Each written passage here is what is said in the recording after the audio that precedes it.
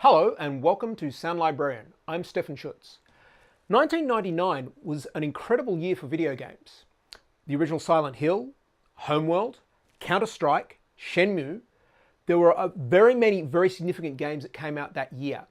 But one in particular really defined a lot of where first-person shooter games were going to go. That game was System Shock 2.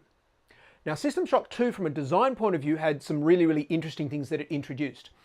They moved far beyond just the basic concept of running and gunning, which was still something that is, up to these days, very popular. They introduced far more of a story element to the game. They introduced things like hacking, various different weapon skills, and also psychic powers.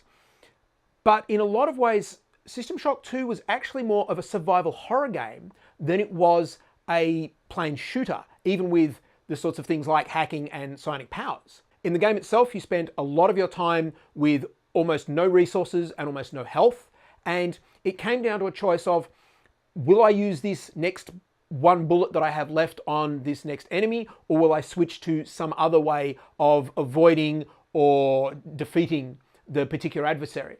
So the tension in the game was really quite high. It was also a very difficult game. This is back in the era where most games of this type were on PC, and they were traditionally far harder than a lot of the console games that are released these days. Now, from an audio point of view, System Shock 2 was incredible. In fact, I would argue from both an audio point of view and a design point of view, it was actually well ahead of its time. If you got System Shock 2 these days and the only thing you did to it was update the graphics to be pretty much state of the art, you would not need to change anything else for this game to be a very good quality modern style game. The reason why is because the atmosphere that's been created with the audio is outstanding. The use of the audio from a tactical point of view is very effective. And just generally, this game really introduces some narrative elements from an audio and a dialogue point of view that is really significant and frankly just downright scary. It is also one of the first games to introduce the whole idea of talking heads, so characters that you are exposed to via recordings. And in fact, really, System Shock 2 is the spiritual predecessor to the Bioshock series. So really, this is a very significant game in a lot of ways. I would also suspect it had very heavy influence on games like Deus Ex as well. But today we're going to have a look at it, and we're going to have a listen to the audio and see how even today the audio is still as outstanding as it was nearly 15 years ago.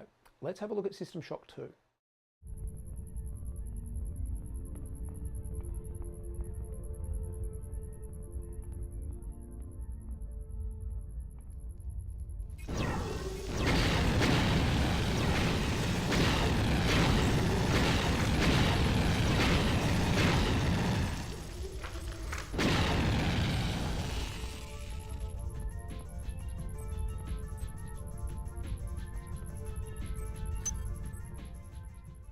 Okay, so you can see very clearly that there's nothing spectacular about the graphics at all.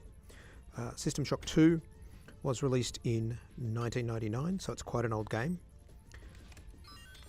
And yet, it doesn't stop it from being, in some cases, a very disturbing game. Quite frightening, very atmospheric. And I think that apart from the graphics, which are obviously somewhat dated, the rest of the game is as relevant right now as it was when it came out.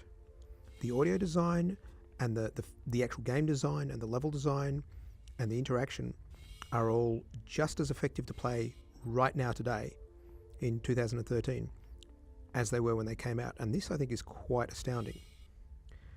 Going backwards and forwards through that door then was just something that I noticed when I was capturing this, that even the door slides are panned to the right side. So depending on which way you're facing, the door will slide into the side of the wall on either your left or right hand side.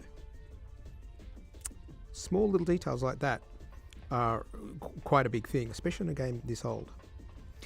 What was significant about this game is that at the time when this game came out, most first-person games did little more than allow you to shoot.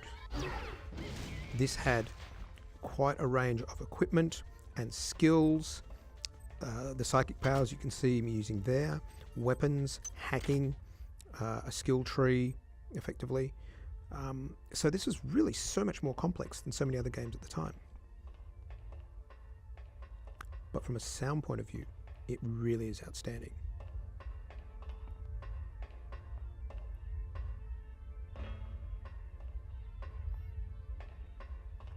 Although perhaps walking around on metal surfaces is not the most exciting thing.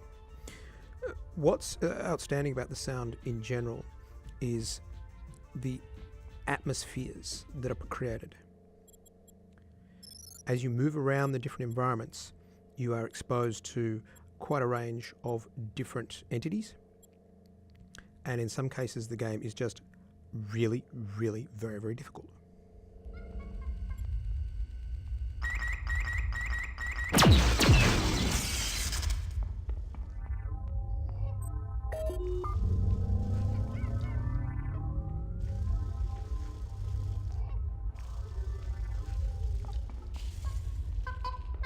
And you can see the problem I'm having here is that I ran out of ammunition for my main gun, which was the best thing to kill this thing with, and I've had to revert to a different weapon which is not anywhere near as effective, so I'm having to use up a lot of ammunition here just to kill this creature.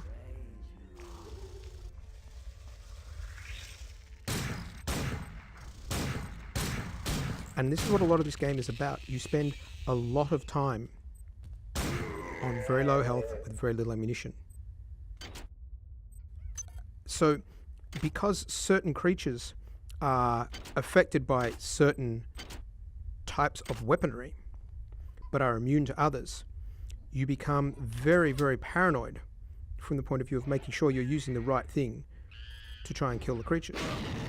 Now this is where the sound is so important, because I realized that creature was going to attack me because I could hear it coming from a long way away. The audio in this game is your main method of surviving. Now, in a lot of cases, the reason why I'm dying is because I'm perhaps not very good at this game, but also this particular passage here is really, really quite difficult. Is there another?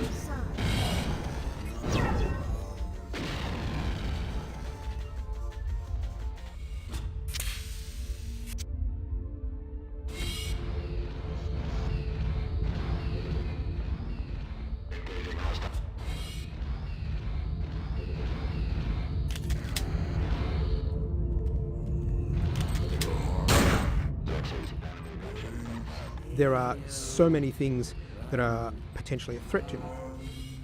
So it becomes this, you're becoming constantly harassed all the time. And so your senses are hyper aware because you're waiting for audio cues in all the case to let you know what's coming up.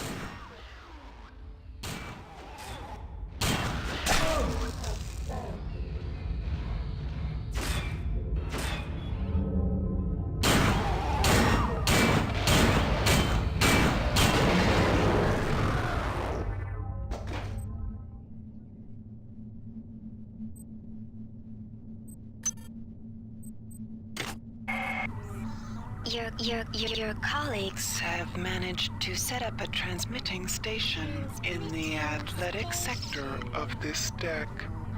The transmitter is intended to send a message to the Earth to warn them of the events that have occurred in this ship. However, it will also draw power away from Xerxes, making him vulnerable to my will. Once you do this, I will control the primary data loop. The annelids are unaware of its presence, but guard the area for their own purposes. Find the transmitter and activate it.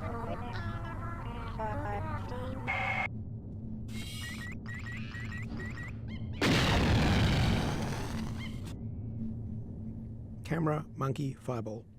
All of that, I didn't see any of that through the door. All that information was presented to me through the sound. I heard the camera, I heard the monkey, I heard the incoming fireball.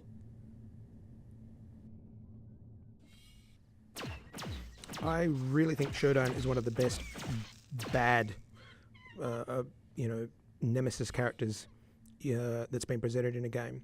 The whole concept is very cleverly done, but the voice manipulation is outstanding. And this game, being nearly 15 years old, I don't think I've heard as convincing a state of voice manipulation in a modern game.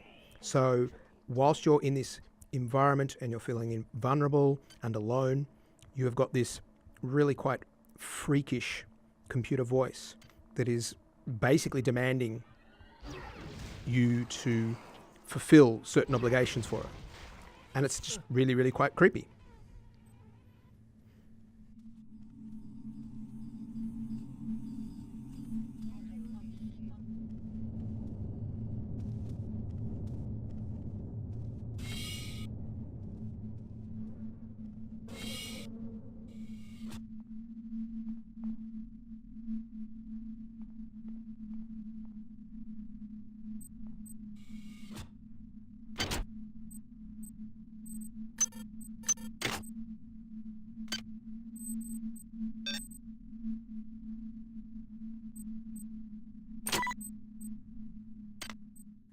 So this game, I actually think in a lot of ways I play more of this game using my sense of sound than I do my visuals, because I find that the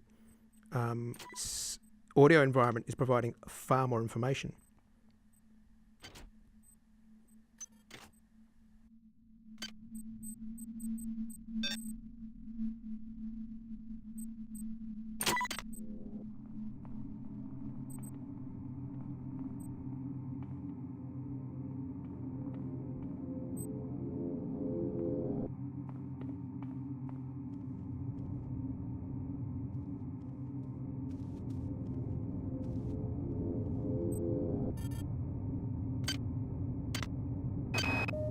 The eggs we found near the observation chambers are different from the ones in Hydro. They release some kind of disgusting flying swarming thingies. Bullets don't do anything. Bullets, for Christ's sake. I never even fired a gun before this morning. Again, these entries are so simple, and yet that said so much about that character. I really think that the quality of the writing and the voice acting in System Shock 2 is very, very good. It really, really fills out the story very, very well.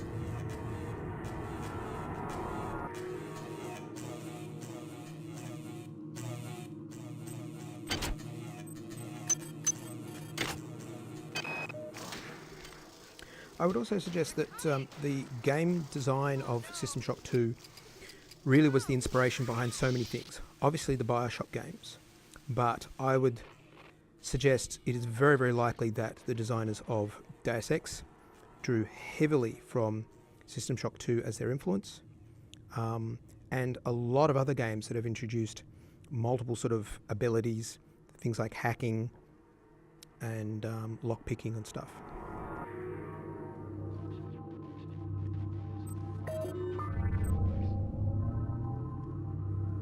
And I can actually hear in that other room there's actually a robot there as well. So much of what you do and how you do it is determined by, or I would suggest it should be determined by what you're hearing.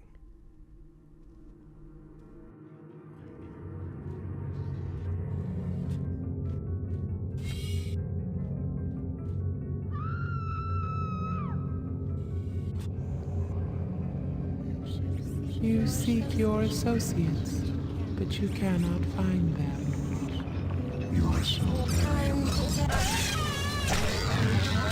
To be one. against the infinite.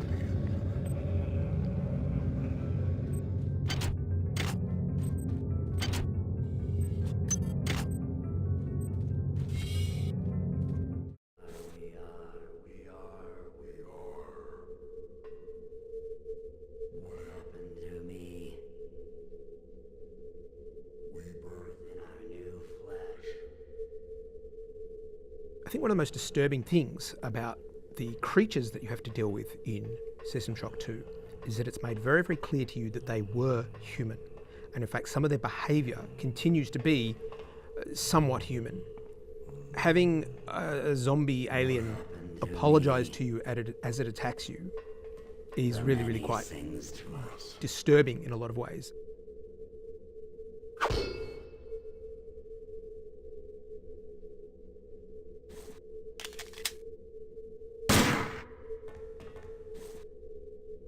We do not welcome.